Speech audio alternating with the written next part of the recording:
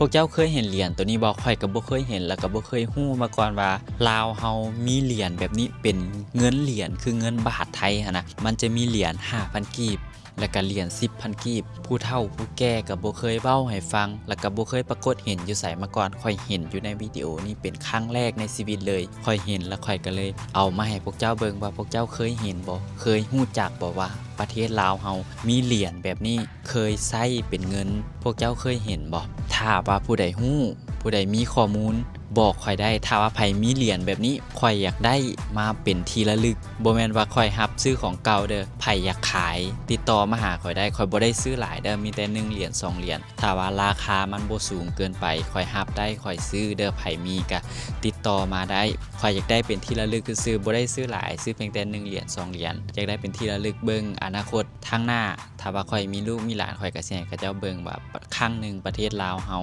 ในอดีตเคยมีเหรียญแบบนี้ใช้